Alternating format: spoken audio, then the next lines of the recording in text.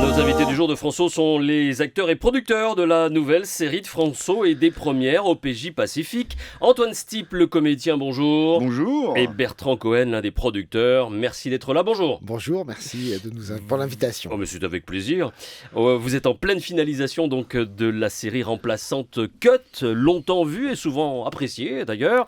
Vous avez hâte d'entendre les premiers retours ou un peu anxieux? Je pose la question d'abord aux producteurs. On a fait une projection la semaine dernière avec 200 ou 300 personnes et les spectateurs de la salle avaient l'air assez contents, assez divertis par ce qu'ils avaient vu. Donc oui, on est toujours anxieux, on travaille beaucoup pour le public. Donc c'est le public qui a raison, c'est le public, voilà, donc oui, toujours. Toujours, un petit peu quand même. Oui. Début en Nouvelle-Calédonie, donc le 8 novembre. Oui. En primauté, on va dire. Oui. Et le 11 novembre, ensuite, sur François. Et pour vous, Antoine Stipe, le regard, l'intérêt, le début, le démarrage, ça a de l'importance? Ou ça y est, c'est fait et vous tournez la page? Ah non, on est... Les retours sont-ils nécessaires et importants? Non, l'accouchement, le bébé est encore dans le ventre. Ouais. Non, on est ravis, impatients de voir comment le public va adhérer à ce programme. Mais je suis assez confiant parce que l'intrigue policière ajoute aux intrigues familiales des protagonistes. On est 4 et je trouve que ça marche très. Et ça matche bien. Est-ce que vous avez cherché à faire d'OPJ une série différente de Cut? Et de quelle façon, vous? Oui, c'est totalement différent. OPJ Pacifique Sud, déjà, Cut, c'était à La Réunion, là, c'est en Nouvelle-Calédonie. À chaque fois qu'on fait une série, on essaie toujours de comprendre les spécificités locales pour l'injecter dans la fiction. La fiction, c'est souvent une réalité locale faite pour un public mondial, et c'est ce qui nous intéresse. Donc là, effectivement, l'approche de PJ Pacifique Sud, on avait déjà tourné une série en Calédonie qui s'appelait Foudre. Il y a quelques années. Il y a quelques années. C'est un territoire qu'on connaît bien. Et effectivement, là, on avait envie de faire une série policière. C'est un groupe d'enquêteurs. C'est pour ça que ça s'appelle OPJ, Officier de Police Judiciaire. Et c'est un groupe d'enquêteurs qu'on va suivre. En fait, un enquêteur, c'est pas un mec qui bosse 24 heures sur 24 parce que c'est un gars, c'est un être humain. Il a une famille. Et nous, on voulait explorer justement ces enquêtes qui se déroulent sur plusieurs jours, sur plusieurs épisodes, parce que pour essayer de ressembler le plus possible au temps judiciaire. Voilà. Ça vous a plu? Alors vous jouez, allez-y, décrivez un peu votre rôle. Vous faites partie de cette brigade. Voilà, on est 4. Il y a une commandante, Clarissa Waro, qui est jouée par Yael Trulès, qui a un fort caractère, qui a maille à partir avec sa jeune ado. Qui était dans Cut également avec vous? Oui, Yael, oui. Alors, et c'est très rigolo parce que Yael et moi, on se connaît bien de Cut, mais je n'ai jamais eu une seule séquence avec elle. C'est un truc de dingue. D'accord. Sur 400 épisodes. Sur les 400 épisodes, d'accord. Bon, et là, on s'est bien vengé. Et là, vous lâchez plus. Ah bah là, quasiment. on est tout le temps. Alors moi, je suis le capitaine Gaspard Watson. Et je suis celui qui a de la bouteille, qui ouais, est là, le flic à qui connaît le truc, qui est du Caillou, qui est de la Nouvelle-Calédonie, qui est très proche de Clarissa, et qui est parrain de sa fille, Agathe, qui est jouée par Agathe, voilà, qui est un petit peu le tonton, quoi, l'ami de la famille. Et voilà, il y en a 2 autres. Il y a Jackson Belrose, qui est un lieutenant de police fraîchement débarqué de métropole et très carré, très dans le cadre. Il est très chiant. Ah, oui. Mais c'est le personnage particulier. Ouais. On sent qu'il y a un problème. Il y a un problème. Et il faudra le découvrir. On va le découvrir. C'est l'intrigue. Et il n'est pas très diplomate. Il n'est pas très diplomate. Et pour finir, Kelly Kouaté, qui est une jeune Kanak d'une 20aine d'années, qui est auxiliaire de police, qui va passer ses diplômes pour être officière de police judiciaire, et qui est super. C'est une jeune comédienne. Dans cette brigade, il y a des jeunes, et puis il y a comme anciens. vous, les anciens, là, les bons routards, les baroudeurs. Comme disait Bertrand, il est nécessaire, en tout cas, en lançant une série comme ça, de s'imprégner justement de l'esprit local, des traditions locales. Qu'est-ce que ça a nécessité chez vous, pour vous, Antoine? Je me suis un petit peu renseigné sur Internet de voir quel était le travail des officiers de police judiciaire en règle générale, et de voir aussi comment ça se passait en Nouvelle-Calédonie, parce qu'on est dans un pays d'outre-mer. Et que la Nouvelle-Calédonie, c'est un peu particulier aussi. Il y a quelque chose de très ancré, de très fort, une histoire également, pas facile non plus, entre les communautés. Oui, mais qui alors moi beaucoup de traditions. Oui, moi, j'étais allé il y a une vingtaine d'années en Nouvelle-Calédonie. C'était un peu quelques années après les événements, comme on dit. Et là, j'ai trouvé qu'il y avait un apaisement absolument incroyable entre les deux communautés kanak et Caldoche, ouais. Et vraiment, on sent que maintenant, il y a une espèce d'osmose qui est en train de se faire. C'est un endroit chic à vivre. Ouais, chic à vivre. Ouais. En tout cas, les images sont très belles. Bravo, félicitations. Merci. C'est tout l'intérêt de pouvoir tourner comme ça dans des lieux différents pour apporter un regard nouveau. Mais il ne faut pas se planter, justement. Je reviens un peu sur le côté traditionnel et important. Vous avez eu l'expérience à La Réunion où les choses sont moins sensibles, peut-être. En Nouvelle-Calédonie, vous avez étudié chaque point de détail, chaque point de discussion en allant dans les tribus, le rituel et tout ça. Ça a fait partie de votre charte de réalisation. Ah oui, le chemin, le chemin sur les terres coutumières, l'approche des tribus.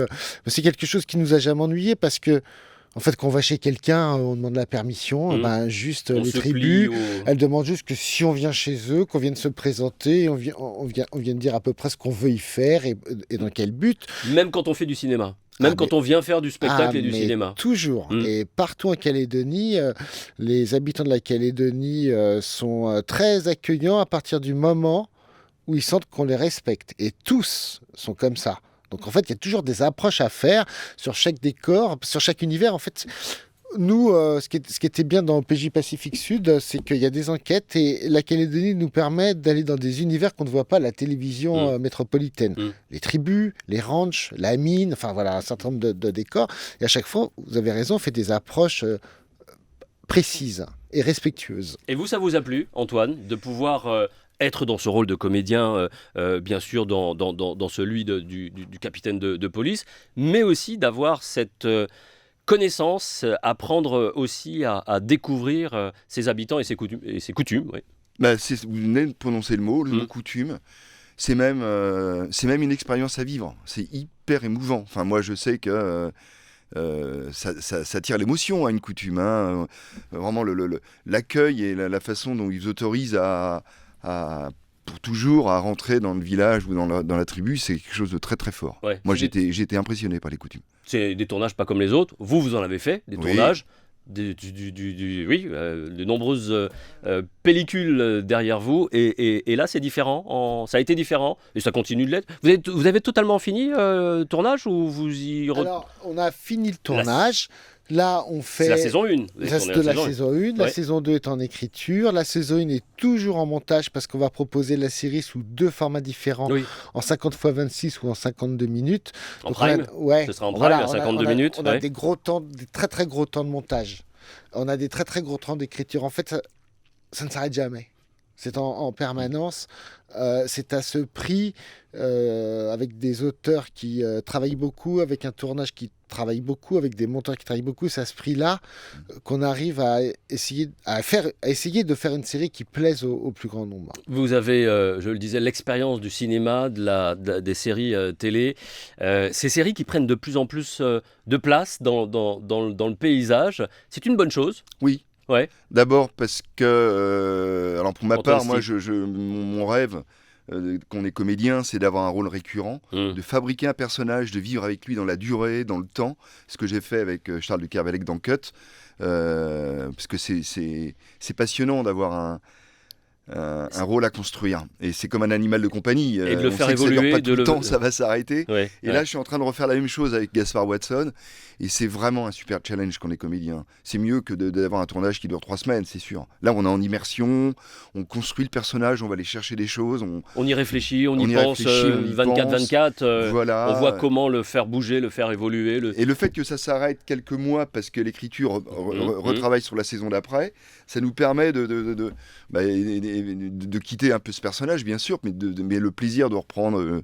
l'uniforme du personnage, je suis très impatient. D'accord. Les séries, ça marche de mieux en mieux, de plus en plus, que ce soit ici en France et à l'étranger. C'est génial pour les producteurs que vous êtes. Ça marche de plus en plus. Il y a toute une réflexion, c'est très intéressant votre question, il y a toute une réflexion au niveau de la fiction, et de la fiction sur les territoires d'outre-mer, qui est menée par un certain nombre de députés, qui est menée aussi par toutes les instances régionales. C'est qu'en fait, la fiction, elle est partout autour du monde, avec les plateformes, on a vu ça, tous les jeunes s'y intéressent. Et donc, il est essentiel que des productions comme la nôtre, qui mobilisent beaucoup de personnes, c'est 70 personnes sur le tournage, c'est 2 plateaux. Dont certains que vous avez ramenés de la Réunion parce que vous les avez formés. Ils sont formés, c'est les encadrants, c'est les Réunionnais. Les Calédoniens, pour la plupart, c'était la première année, leur premier gros tournage. C'est de la formation. On montre à tout le monde que la fiction, elle est partout, que tout le monde peut la faire. On veut susciter des vocations d'auteurs, de metteurs en scène. C'est ce qui s'est passé sur Cut, c'est ce qui va se passer en Calédonie. C'est fondamental que tous les jeunes du monde entier, et bien sûr ceux des territoires, sachent que la fiction, c'est aussi pour eux. Et la fiction qui est aussi pour eux, c'est qu'ils aillent voir ce que c'est un tournage. Parce qu'une fois qu'ils ont fait 50 jours de tournage, il n'y a plus de fantasmes, ça leur semble possible. Est-ce que vous avez le sentiment, vous qui avez aussi l'expérience de la série en tant que producteur depuis de nombreuses années, France 2, France 3 et François, que ce paysage des séries françaises est en train un peu de se dépoussiérer? Je poserai la question aussi, Antoine. Oui, il y a de plus en plus. On sort un peu des sentiers battus, on est à La Réunion, on est en Nouvelle-Calédonie. C'est pas des choses qui se voyaient si couramment. Non, et surtout avec des niveaux de qualité. En fait, le téléspectateur, lui, il voit des super séries sur des plateformes, en prime time à la télé. Donc le téléspectateur, lui, ce qu'il veut, c'est des super séries. Donc quel que soit le diffuseur, quelle que soit la série, quel que soit le budget, quel que soit...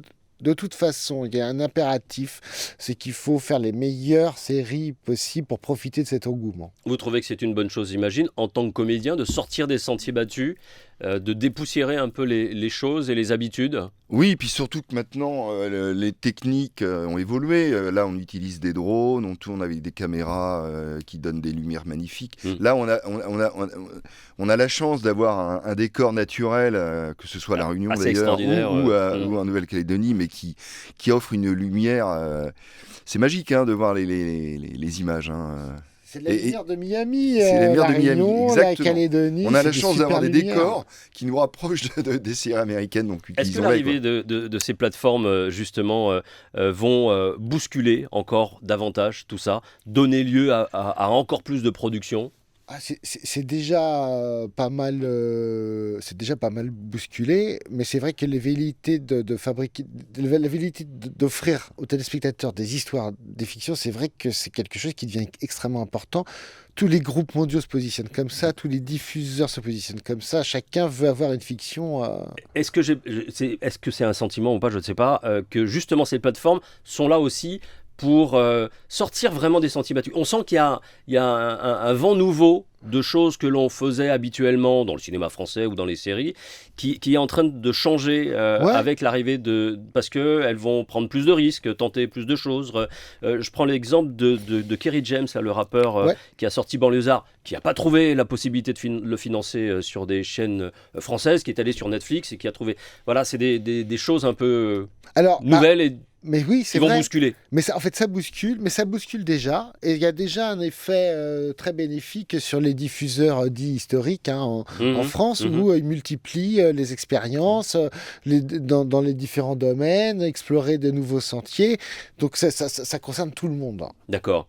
Diffusion le 8 novembre pour OPJ Pacifique dans un cadre... 8 novembre en Nouvelle-Calédonie. Et le 11 ensuite sur François, en effet. Bien vu, Antoine. Bien sûr. La fermeture de François, ça va... Écoutez-nous, donc... Parce que là, il y a une série 1. Vous avez raison. C'est une excellente... Comment vous allez vous engager sur 2, 3, 4 ? C'est une excellente question. En fait, après avoir vu des images et des épisodes, je pense que France Télévisions est totalement derrière OPJ Pacifique Sud. Et on nous a dit que ça allait continuer et qu'il y aurait des diffusions effectivement sur les réseaux d'outre-mer, mais aussi sur francetv.fr, mais aussi certainement sur une chaîne nationale. D'accord. 3, 4, 5, 6, on verra bien. 2, 3, voilà. Mais en tout cas, voilà, on est très confiants de cette proposition, Il y en a France Télé qui est derrière nous. Non, mais c'est cool. Ce qui est bien. Cool. C'est bien. C'est le terme, c'est cool. C'est cool. Bien, c'est agréable. C'est important de garder ce contact avec l'ultramarin, quoi. Oui. de Oui, façon mais c'est dommage de fermer la chaîne, c'est bien ce que je dis. Bien sûr. Antoine, si pendant ce temps-là, qu'est-ce que vous faites alors? Repos repos ou vous repartez sur d'autres tournages? J'ai tourné dans Munch le mois dernier. Là, je vais tourner sur une série pour France 2. Je développe aussi des projets personnels. Voilà, et mon agent travaille bien pour moi. Bon, super, très bien. Le 8 novembre en Nouvelle-Calédonie et le 11 pour tout le monde sur François OPJ Pacifique. Merci à tous les deux d'être venus nous en parler. Bonne chance par la suite. Merci. À bientôt. À bientôt. Au revoir. France O.